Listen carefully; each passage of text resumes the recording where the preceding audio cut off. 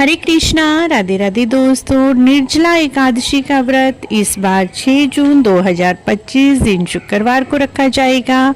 निर्जला एकादशी पर व्रत करना, कथा सुनना बहुत ही जरूरी होता है। इस वीडियो में हम आपसे दादी जी के मुंह से सुनी हुई निर्जला एकादशी की पौराणिक कथा शेयर कर रहे हैं।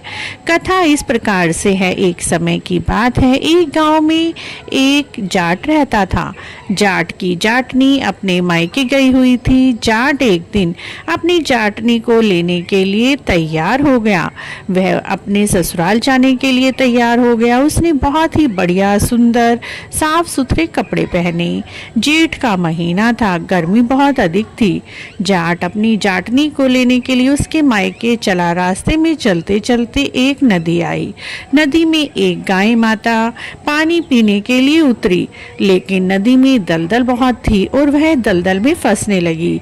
जाट को देखकर गाय ने कहा, जाट मेरी मदद करो, मुझे इस दलदल से बाहर खींच लो। लेकिन जाट ने कहा, गाय माता यदि मैं आपको बाहर निकालूंगा, मेरे बढ़िया सुंदर धुले हुए कपड़े गंदे हो जाएंगे। मुझे अपनी पत्नी को ससुराल लेने जाना है। जाट की ऐसी बात सुनकर गाय माता बहुत ही क्रोधित हो गई। गाय माता ने जाट को शाप दिया कि तुम 8 पहर के बाद गधा बन जाओ। जाट कुछ कहता उससे पहले ही गाय माता उस दलदल में पूरी तरह से धंस गई। अब जाट बड़ा ही दुखी हुआ। दुखी मन से वह अपने ससुराल पहुंचा। ससुराल पहुंचते ही उसने रट लगा ली कि मुझे जल्दी जल्दी पत्नी को विदा कर कर ले जाना है। सबने बहुत रोका और कहा, आप आज रात रुक जाइए। लेकिन जाट ने तो रट पकड़ ली कि मुझे जल्दी ही अपने घर जाना है, जल्दी मेरी पत्नी को भेजो। तब पत्नी ने अपने पति से कहा, तुम आज रुक क्यों नहीं जाते। तब जाट ने अपनी जाटनी को गाय की शाप वाली बात बता दी। तब तो जाटनी भी जल्दी से तैयार होकर अपने जाट के साथ जाने के लिए तैयार हो गई। 8 पहर से पहले ही वह अपने घर पहुंच गई और गाय माता के शाप के अनुसार जाट 8वें पहर में गधा बन गया। और इस तरह से जाटनी अपने गधे पति को लेकर घर के अंदर ही रहने लगी। बहुत दिन बीत गए। उनके घर में जो भी जमा पूंजी थी, खाने पीने का सामान था, धीरे धीरे सब खत्म हो गया। तब जाटनी ने अपने गधे बने जाट से कहा, देखो हमारा खाने पीने की व्यवस्था का सारा सामान खत्म हो गया है, अब तो मुझे बाहर मजदूरी करने जाना पड़ेगा। तब जाट ने कहा, तुम मुझे ले चलो और मेरे पीठ पर बोझा लाद देना, जिससे हम दोनों बोझा ढोने का काम कर लेंगे। जाट और जाटनी बोझा ढोने का काम करने लगे, लेकिन जाटनी को अपने पति पर बड़ा ही तरस आता। वह कुछ भी बोझा अपने जाट के जो गधा बना हुआ था उसके ऊपर ना रखकर खुद ही ढोती, जिसे देखकर सब बोले, एक तो गधा भी लिया हुआ है और ऊपर से खुद ही बोझा ढोए जा रही है, ये नहीं कि बोझा अपने गधे के ऊपर रख ले। राजा भी उन सबको दूर से ही देख रहा था।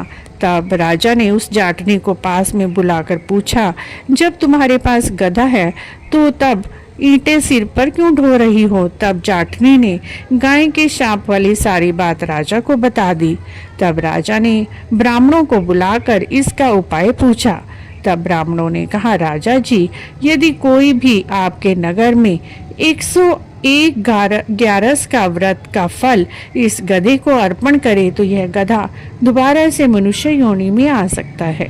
राजा ने अपने शहर में ऐलान करा दिया, जिस भी व्यक्ति ने 101 ग्यारस का व्रत किया है वह अपना पुण्य फल इस गधे को दे।